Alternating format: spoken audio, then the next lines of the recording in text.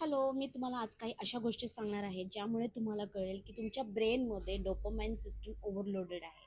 त्यातलं सर्वात प्रथम सिम्प्टम आहे, तुम्हाला छोट्या-छोट्या म्हणजे सिंपल गोष्टींमध्ये आनंद मिळणं बंद होऊन गेलेलं आहे. समजून जायचं की तुमचं डोपामाइन सिस्टम ओव्हरलोडेड आहे.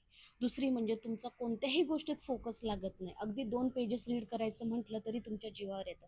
समजून जा डोपामाइन सिस्टम ओव्हरलोडेड आहे.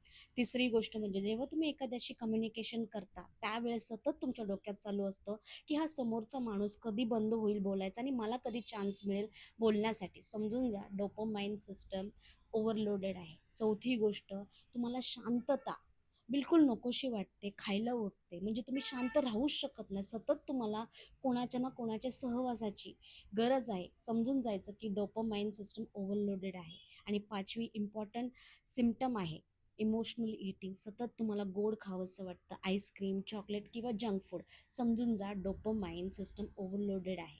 यापैकी कोणतेही सिम्प्टम जर तुम्हाला आढळून आले, तर समजून जाण्याची गरज आहे की तुमचं ब्रेन ओव्हर स्टिम्युलेटेड आहे आणि अशा परिस्थितीत आपलं ब्रेन क्रिएटिव्ह गोष्टींमध्ये कमी काम करतं.